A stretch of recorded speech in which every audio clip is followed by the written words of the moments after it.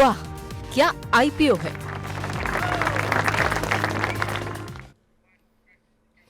वाह क्या आईपीओ है, खास पेशकश हमारी, जिसमें आईपीओ बाजार से जुड़ी हर छोटी बड़ी खबर का हम विश्लेषण करते हैं, समझने की कोशिश करते हैं कि जो आईपीओज आ रहे हैं उसमें आपको पैसे लगाने चाहिए कि नहीं लगाने चाहिए, क्या रणनीति होनी चाहिए, ग्रे मार्केट प्रीमियम कितना चल रहा है, सब्सक्रिप्शन के आंकड़े क्या करें, ब्रोकर्स आखिर में क्या राय सलाह दे रहे हैं, और सबसे महत्वपूर्ण बात, मैनेजमेंट का व्यू क्या है, मैनेजमेंट क्या कुछ कह रही है, उसके भविष्य के प्लान्स क्या हैं। इन तमाम पहलुओं पे आज भी बात करेंगे और आज भी हमारे साथ एक खास मैनेजमेंट जुड़ चुकी है, उनसे आपको रूबरू भी कराएंगे। हमारे साथ capital small finance bank limited के जो है मिस्टर संजीव सिंह सांभरा जी हमारे साथ मौजूद हैं, जो कि कंपनी के एमडी और सीईओ हैं। मुनीश जैन जी हमारे साथ मौजूद हैं, जो कि एग्जीक्यूटिव डायरेक्टर एंड सीएफओ हैं। आप दोनों का सर बहुत बहुत स्वागत है मनी 9 के इस मंच पर सर। तो आपसे सर बातचीत शुरू करें और थोड़ा और डिटेल में बातचीत करें, उससे पहले जरा शौर्य से समझ लेते हैं हमारे जो सहयोगी हैं कि आखिर में कंपनी के फंडामेंटल्स क्या कुछ कह रहे हैं, कंपनी के क्षेत्र में पे है, क्या प्राइस बैंड है आपके आईपीओ को लेकर के। तो शौर्य बताइए। जी चलिए, सबसे पहले कैपिटल स्मॉल फाइनेंस बैंक के आईपीओ डिटेल्स को देख लेते हैं। ये आईपीओ कल खुलेगा, यानी 7 फरवरी से 9 फरवरी तक खुलेगा। प्राइस बैंड है 445 से लेकर 468 रुपीज़ का। कंपनी 523 करोड़ जुटा रही है, जिसमें से 450 करोड़ रुपए इसका फ्रेश इशू है। और आज कंपनी को ग्रे मार्केट में 47 रुपीज़ का जीएमपी मिल रहा है। कंपनी के फंडामेंटल्स की बात करें तो कंपनी स्मॉल फाइनेंस बैंक है, जिसका टोटल लोन बुक का साइज है 5,000 करोड़ के आसपास। उसमें एग्री लोन्स है 39% के आसपास, एमएसएमई लोन्स है 20% के आसपास, 26.5% मॉर्गेज लोन्स है, और बाकी आते हैं रेस्ट कैटेगरीज में। चलिए, अब जो है ये तमाम बातें निकल करके आती हुई, जरा ग्रे मार्केट प्रीमियम एक बार बता दें जरा एक बार। जी, ग्रे मार्केट प्रीमियम चल रहा है इनका 47 रुपीज़ पर शेयर का। 47 रुपीज़, तो 47 रुपये का जो है ग्रे मार्केट में अभी फिलहाल प्रीमियम दिखाई दे रहा है। बाकी ब्रोकर्स क्या कह रहे हैं और बाकी चीज़ें क्या हैं, इस पर हम बाद में जाएंगे, लेकिन पहले जरा मैनेजमेंट से बात कर लेते हैं। सर, आप जरा आपसे सबसे पहले सर्विस जी जानना चाहेंगे, थोड़ा सा अगर आप डिटेल बता सकें हमको, क्योंकि हम बहुत तेज़ी से देख रहे हैं कि स्मॉल फाइनेंस बैंक्स जो है वो काफ़ी तेज़ी, कंपटीशन आपका काफ़ी बढ़ रहा है। हाल फिलहाल में ही 2-3 बैंक जो है वो लिस्ट हुए हैं और इसी क्षेत्र में आप भी कामकाज कर रहे हैं। तो क्या आपको लगता है कि जो कंपटीशन है उसमें आप किस तरीके से अपने आप को अलग पाते हैं? थैंक यू विपुल जी। हम लोगों ने भारत का पहला first small finance bank of India, capital small finance bank ने अपना कारोबार 24 अप्रैल 2016 को शुरू किया था। और इससे पहले हम भारत के सबसे बड़े लोकल एरिया बैंक थे और 16 साल हम लोग लोकल एरिया बैंक रहे हैं। अगर मैं ये बात करूं आपके कि हम कैसे दूसरों से अलग हैं, तो हम बैलेंस शीट की दोनों तरफ ही अगर देखें, चाहे हम एसेट्स देखें चाहे लायबिलिटीज देखें, हम बहुत ही ग्रैनुलर और डिवर्सिफाइड हैं। चाहे हम बात करें एडवांसेस की, चाहे बात करें हम डिपॉजिट्स की। और हमारी जो टारगेट सेगमेंट कस्टमर है वो एमआईजी है, मिडिल इनकम ग्रुप, जिनका इनकम लेवल 4 लाख से लेकर 40 लाख। हम जो बॉटम ऑफ पिरामिड जिसको बोलते हैं, उसमें हम नए लोग नहीं हैं, ना ही हम बैंक एचएनआईज के लिए हैं। अगर एडवांसेस की बात करें तो हमारी बहुत ही डिवर्सिफाइड और सिक्योर्ड एडवांस बुक है, जिसमें 99.8% एडवांसेस जो सिक्योर्ड बुक है, और एवरेज टिकट साइज 13 लाख का है, और हमारा कोई भी माइक्रो फाइनेंस एक्सपोजर नहीं है। सो ये एक बड़ी बात है जो हमें डिफरेंशिएट करती है और बहुत से जो हमारे पीयर्स हैं। और हम सिमिलरली अगर हम बात करें डिपॉजिट की, तो डिपॉजिट भी हमारा बिल्कुल ग्रैनुलर और रिटेल है। 97.9% फाइनेंशियल ईयर जो 23 का जो डिपॉजिट, वो हमारा रिटेल डिपॉजिट है। बहुत ही बड़ा आंकड़ा रिटेल डिपॉजिट का है। और कासा उसी पीरियड में जो कासा का आंकड़ा है वो 41.9% है। और मैं एक और आपसे शेयर करना चाहूंगा, जो कि अगेन वो जैसे आप कहते हैं व्हाट डिफरेंशिएट्स, वो एक बहुत बड़ा फीचर है कि ये जो कासा है ये एक ट्रू सेंस कासा है। कासा के ऊपर हम सिर्फ 3.5% ब्याज हम कासा पे देते हैं, ये एक ट्रू सेंस कासा है। और जो हमारी total deposit cost financial year 23 में रही है वो 4.9% रही है। सो ये थोड़े डिफरेंशिएटर्स हैं जो मैं आपसे शेयर करना चाहता था। और हाँ, ठीक सर। शौर्य कुछ पूछना चाह रहे हैं हमारे सहयोगी जी। शौर्य सर, आप जनरली रूरल इकोनॉमी को कैटर करते हैं। और हाल ही के इंटरिम बजट में सरकार ने काफ़ी ऐसे फैसले लिए हैं, जैसे नए घर बनाना, पोस्ट हार्वेस्ट एक्टिविटीज़ को मॉडर्नाइज करना। लेकिन ये सारे कदम वो हैं जो मीडियम टर्म में फ़ायदा देंगे। हाल में रूरल इकोनॉमी में चुनौतियाँ दिख रही हैं, चाहे वो एल नीनो हो या और इन्फ्लेशन हो। साथ साथ मनरेगा का बजट सरकार ने नहीं बढ़ाया जो रिवाइज एस्टिमेट थे। तो आप पूरे सिनेरियो में स्मॉल टर्म में आप किस तरह की दिक्कतें देख रहे हैं अपने बिजनेस के लिए, क्योंकि रूरल इकोनॉमी को लेकर, और मीडियम टर्म में कैसे फ़ायदे आते हुए नजर आ रहे हैं आपको? मनीष, आप इसका आंसर देना चाहेंगे? सॉरी, मैं आपका जी क्वेश्चन लेता हूँ। जी अगर हम अपने टारगेट की बात करें, हमारा टारगेट है मिडिल इनकम ग्रुप, जी और with in the middle income group अगर हम बात करें, हमारे स्पेशल एम्बेसीज हैं semi urban and rural area में। जी हमारी 76% ब्रांचेस सेमी अर्बन और रूरल एरिया में हैं। जी और ये 76% ब्रांचेस हमारा बहुत बड़ा बिजनेस में हमारा योगदान देती हैं। बट हम सेमी अर्बन और रूरल के अलावा हम अर्बन और मेट्रोपॉलिटन में भी हैं, और हमारी 24% ब्रांचेस अर्बन और मेट्रोपॉलिटन में भी हैं। तो जो चीज़ मैं विस्तार से बताना चाहता हूँ, आपने जो चीज़ें बताई, जी बजट में नरेगा का एक्सपेंस नहीं हुआ, ये सब चीज़ें ज़्यादा इफेक्ट कर रही हैं बिलो पॉवर्टी लाइन में। और हम एज ए लैंडर, जैसे हमने पहले कहा, हम purely middle income group play हैं। और इसके अलावा हम इस समय इंडिया के 5 राज्यों में कारोबार कर रहे हैं। वो 5 राज्य हैं पंजाब, हरियाणा, राजस्थान, दिल्ली और हिमाचल प्रदेश। इसके अलावा हम यूनियन टेरिटरी चंडीगढ़ में भी काम करते हैं। हमारा जो एक्सपीरियंस रहा है पिछले काफ़ी समय में, जो हम पिछले 24 साल से बैंकिंग का काम कर रहे हैं, जिसमें से almost 8 year as a small finance bank और पहले के 16 साल as a local area bank. हमारा जो पिछले पीरियड में भी एक्सपीरियंस रहा है इस सारे एरिया को लेके, चाहे हम शुरू जिसे हम कहते हैं, सेमी अर्बन रूरल को हम पॉपुलरली इंटरनली शुरू कहते हैं, जो शुरू एरिया के अंदर हमारा एक्सपीरियंस अच्छा रहा है। चाहे मैं डिपॉजिट की बात करूं, चाहे मैं एडवांस की बात करूं, चाहे क्वालिटी ऑफ द प्रोडक्ट की बात करूं, तो ये बात ठीक है कि हम सब लोग की एक्सपेक्टेशंस रहती हैं बजट से, कि बजट आया हमें क्या आएगा। बट हमें अभी भी दिख रहा है कि इंडिया ग्रोथ कर रहा है, और हम middle income group based lander है। और इसमें से बहुत बड़ा योगदान हमारे बिलीफ में, हमारे थॉट में, और बहुत सी रिसर्च रिपोर्ट के हिसाब से भी जो सबसे बड़ा बेनिफिट मिलना आने वाला है, जो सबसे बड़ा टेलविंड में बेनिफिट आने वाला है, मिडिल इनकम ग्रुप आने वाला है। वो चीज़ को दिमाग में रखते हुए हमें लगता है, going forward, keeping in view the micro economic factors, जो हमारे मैक्रो इकोनॉमिक फैक्टर देश के पूरे कंट्री लेवल पे उभर के आ रहे हैं, उसका हमारे ग्रोथ के ऊपर पॉजिटिव रिजल्ट आना चाहिए। ये हमारा मानना है। जी सर, चलिए अगर अब हम एनपीएस की बात करें तो आपका जो 99% से भी ज़्यादा लोन्स हैं वो सिक्योर्ड लोन आते हैं। लेकिन फिर भी हमने देखा है कि आपके एनपीएस, ग्रॉस एनपीए तो सामने बढ़ते हुए नजर आए हैं। FY21 में 2.08 थे, FY23 में वो 2.73 हो गए। वहीं अगर आपके पीयर्स को देखें तो जनरली जो आपके प्रोस्पेक्टस में पीयर्स दिए उनके एनपीएस घटते हुए नजर आए हैं। अब यहाँ पे इंटरेस्टिंग फैक्टर ये है, अगर मीन से आपके पहले एनपीएस कम थे, उनके ज़्यादा थे, तो स्टैटिस्टिकली तो ऐसा लग रहा है सब एवरेज की तरफ आ गए। लेकिन आप इस पूरे फिनोमिना को इंडस्ट्री के लिए और अपने बिजनेस में कैसे देख रहे हैं? मैं अगर इस बात को आंसर दूं, सबसे पहले मैं 2 बातें बताना चाहूँगा। हम एज ए कंपनी एक प्रैक्टिस फॉलो करते हैं जिसको हम कहते हैं no write off policy and no NPS off policy. इससे मेरा क्या तात्पर्य है? हम सोचते हैं हमने जो भी पैसा दिया है हम उसको रिकवर करके अपनी एनपीए बुक से निकालेंगे, ना कि उसको राइट ऑफ करके, ना कि उनको एनपीए को किसी एआरसी कंपनी को सेल करके। जो नंबर आप बता रहे हैं, जो हम, जैसे मैं कहना चाहूँगा, पिछले 3 सालों में जो पीरियड की आप बात कर रहे हैं, हमने कोई भी एनपीए एसेट सेल नहीं किया, which was including the Covid period, और हमारा राइट ऑफ ऑलमोस्ट 0 था।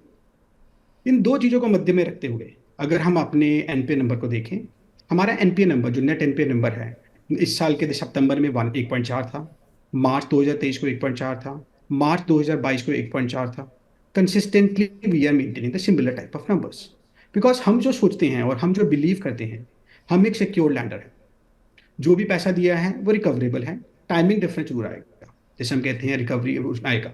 तो उस पॉइंट ऑफ व्यू से मैं हमेशा समझता हूं कि हमारा एनपीए नंबर काफ़ी अच्छा है। अगर हम ये 2 एस्पेक्ट्स को साथ में देखें, और अगर हम स्टैटिस्टिकली देखें, हमारी क्रेडिट कॉस्ट 2021 से लेके H1 2024 तक एवरेज क्रेडिट कॉस्ट हमारी रही है 0.28%, जो कि स्मॉल फाइनेंस बैंक में सबसे लोएस्ट है।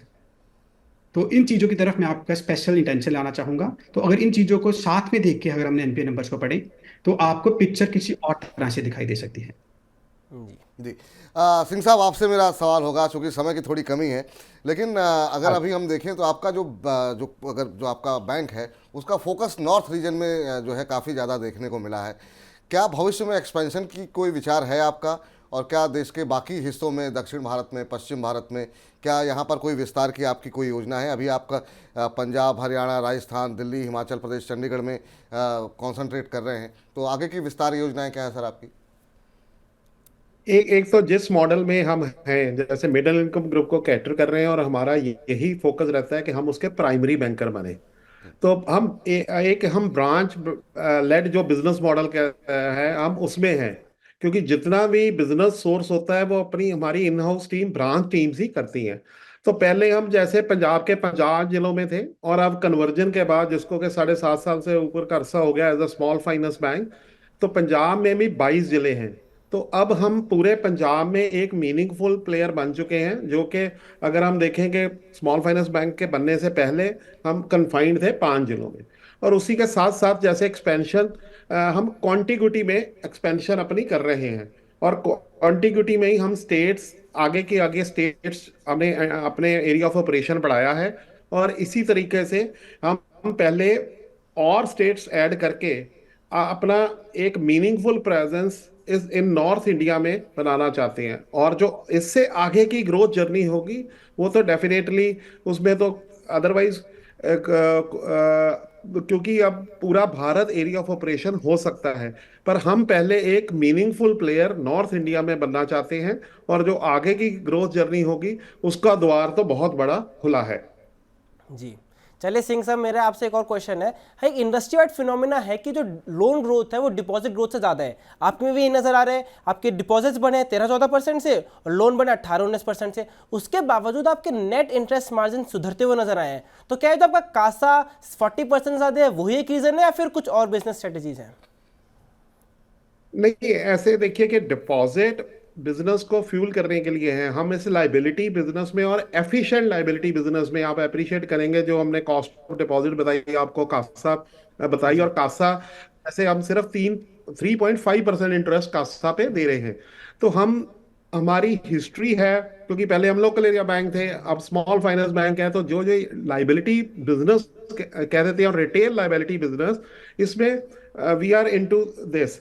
सो दोनों जो बिजनेस है वो हमारे एक ही सेगमेंट है, जो मिडिल इनकम ग्रुप है, ये दोनों बिजनेस उधर से ही आ रहा है। और इसमें कोई ये ऐसी कोई लिमिटेशन नहीं है।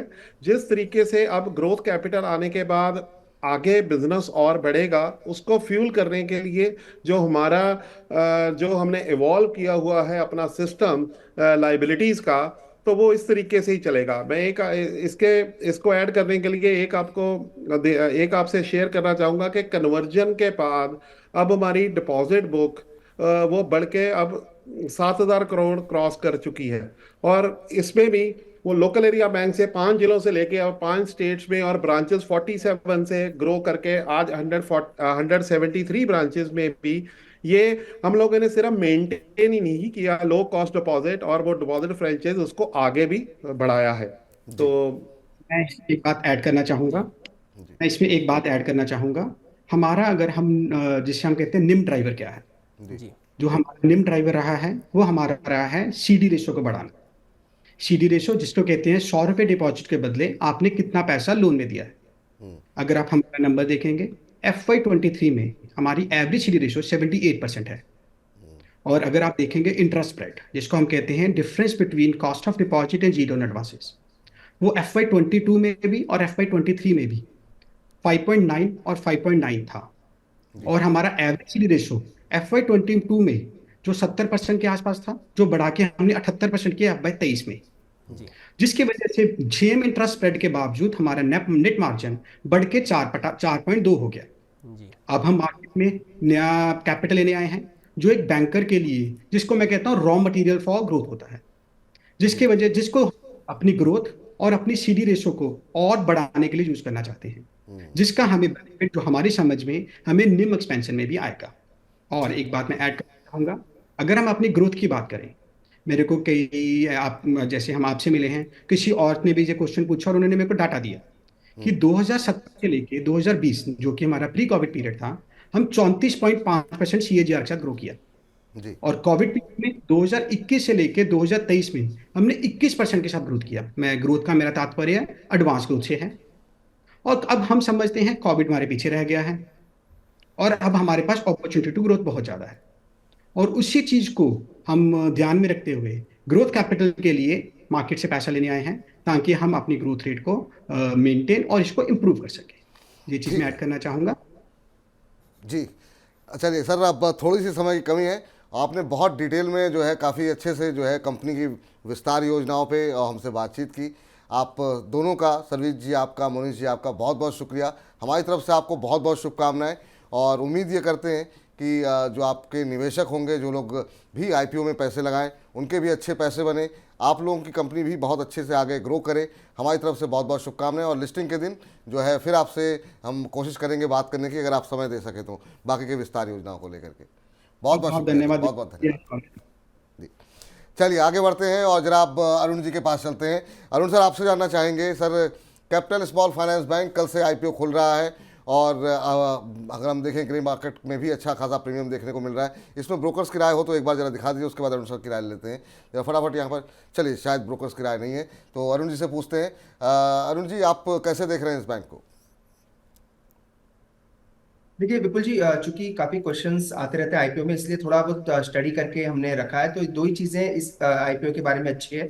एक तो फ्रेश इशू, एक बड़ा फ्रेश इशू है ओवरऑल, और सेकंड ऑब्जेक्ट जो इशू के है वो अपने कैपिटल रिक्वायरमेंट्स के लिए यूज करते हैं। तो दोनों ही चीजें ये पॉजिटिव नजर आती है। तो अगर लॉन्ग टर्म नजरिया रखना चाहते हैं तो उसमें डेफिनेटली निवेश करके चल सकते हैं। ओवरऑल मुझे लग रहा है क्रेडिट ऑप्टिक आने वाले दिनों में भी अच्छा रहेगा। तो लॉन्ग टर्म के लिए प्योरली लगाने की राय रहेगी। लिस्टिंग गेंस मुझे नहीं लग रहा 20-25% ज्यादा इसमें बनेंगे। अब 20% भी बन जाते हैं तो काफी अच्छे लिस्टिंग गेंस रहने चाहिए। तो लॉन्ग टर्म निवेश के लिए खरीदारी की सलाह रहेगी। लिस्टिंग गेंस अगर कोई 20% तक के लिए भी करना चाहते हैं तो उसमें भी करके चल सकते हैं।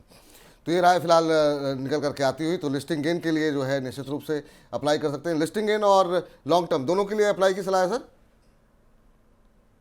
जी डेफिनेटली, अगर लिस्टिंग गेंस के लिए करना चाहते हैं तो भी कर सकते हैं, और लॉन्ग टर्म के लिए भी मुझे लग रहा है अच्छे पैसे ओवरऑल स्टॉक पे बन सकते हैं। चलिए, तो ये आईपीओ खुल रहा है कल, लेकिन आज भी आईपीओ खुले हुए हैं, वहाँ पर देखते हैं क्या एक्शन देखने को मिल रहा है। शौर्य बताइए, आज दूसरा दिन है आईपीओ का, क्या कुछ स्थिति वहाँ पर देखने को मिल रही है? खासतौर से सब्सक्रिप्शन के आंकड़े क्या कुछ कह रहे हैं? जी, अगर अपीजे सुंदरा पार्क की बात करें जो कि आज कल खुला था और कल तक खुला रहेगा, उसमें लेटेस्ट सब्सक्रिप्शन देखिए तो 4.58 टाइम्स भर चुका है। एग्जैक्ट अभी का लेटेस्ट सब्सक्रिप्शन के आंकड़े हैं, जिसमें रिटेल 11.14% भर चुका है, एनआईआई 7 टाइम्स और क्यूआई भी 1.29 टाइम्स भर चुका है और एम्प्लॉय का कोटा भी 1.60 टाइम्स भर चुका है। यानी सारे ही कोटा अपीजे सुंदरा पार्क में पूरी तरह भर चुके हैं। लेकिन ग्रे मार्केट प्रीमियम में हमें डिक्लाइन देखने को नजर आ रहा है।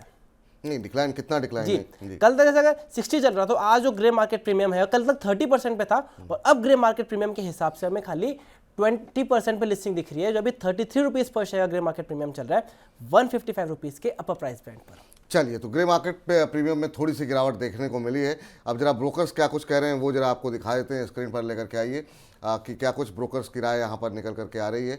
तो यहाँ पर लंबी अवधि के लिए सब्सक्राइब करने की सलाह आनंद राठी रिसर्च की तरफ से आ रही है। स्टॉक बॉक्स कह रहे हैं सब्सक्राइब करें, चॉइस ब्रोकिंग कह रहे हैं सब्सक्राइब करें, लेकिन कॉशन के साथ। वही मेहता इक्विटीज़ का भी मानना ये है कि लंबी अवधि के लिए यहाँ पर सब्सक्राइब करने की ही सलाह है। अब अरुण जी से पूछते हैं, और अरुण जी के पास जाएं उससे पहले एक और अरुण जी से हमने बातचीत की थी, और जो चारों आईपीओ खुले हुए हैं उसको लेकर के हमने कहा जरा एक नंबरिंग आप कर दीजिए, और आज अरुण मंत्री जी से भी नंबरिंग करवाएंगे कि आखिर में अगर 3-4 आईपीओ में से किसी एक को ही चुनना हो तो किसे चुना जाए। तो अरुण केजरीवाल जी ने क्या कुछ कहा था वो पहले आपको सुना देते हैं।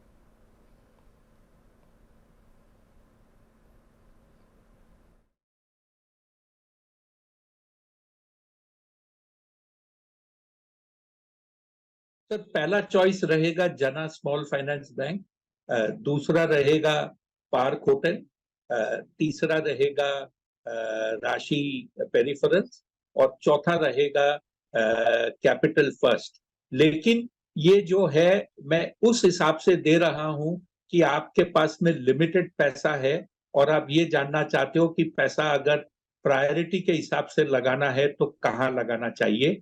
मैं फिर दोहराना चाहता हूं, चारों में लिस्टिंग गेन्स हैं आज के दिन, और ऐसा माना जाना चाहिए कि इसमें सभी में आपको लिस्टिंग गेन्स मिल सकते हैं।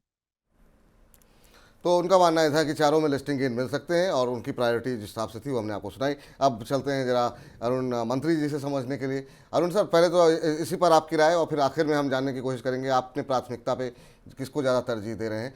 क्या सलाह रहेगी सर इस IPO पे?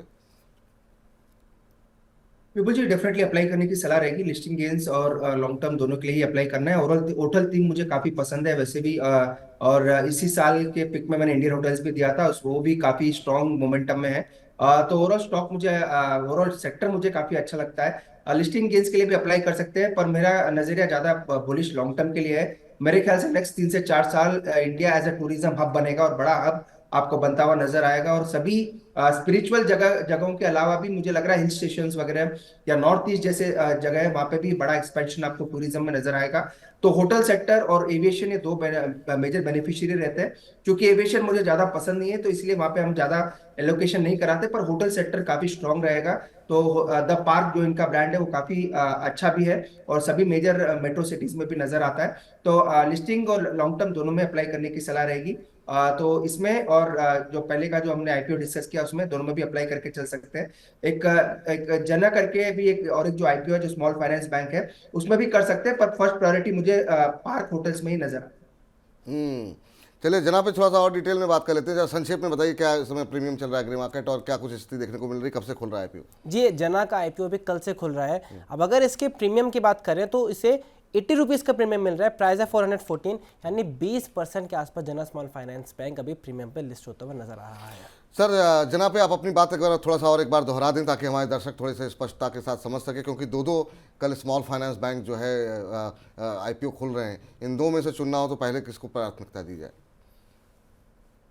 देखिए, दोनों में चुना है तो मैं जना का चुनना चाहूंगा। उसका थोड़ा ब्रांड वैल्यू भी अच्छा है। सेकेंडली वो कंपनी काफी स्ट्रॉन्ग फुटप्रिंट पे भी है। और सेकेंडली मैंने ऑलरेडी कहा इंडिया का जो इकोनॉमी है नेक्स्ट 3 से 4 साल काफी अच्छा करेगा। सभी फील्ड में क्रेडिट ऑफटेक आने वाले दिनों में भी अच्छा रहेगा। तो अगर दोनों में ही प्रीफर करना है तो जना स्मॉल फाइनेंस बैंक काफी अच्छा कर सकता है। और अगर इस स्पेस के अलावा सेकंड जाना है तो द पार्क होटल्स के साथ जा सकता है। The park hotel second number पे रहेगा।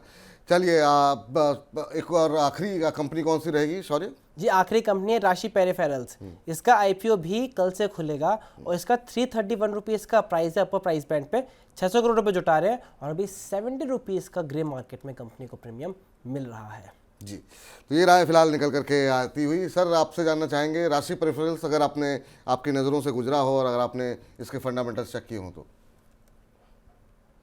बिल्कुल जी, फंडामेंटल्स तो चेक नहीं किए, पर इस कंपनी के बारे में थोड़ी डिटेल्स हमने निकाली थी क्योंकि कुछ क्लाइंट्स की रिक्वायरमेंट थी। पर हमने इसमें खरीदारी की सलाह नहीं दी है क्योंकि डिटेल स्टडी नहीं है। अगर चूंकि 3-4 IPO ओपन है तो हमने पार्क को भी प्रायोरिटी दी है, जना स्मॉल फाइनेंस को भी प्रायोरिटी दी है। तो बेटर हमने विकल्प के तौर पर उन दोनों को ज्यादा प्रायोरिटी दी है। अगर 4 IPO निकलते हैं तो बेटर है वो 2 IPO के साथ जा सकते हैं।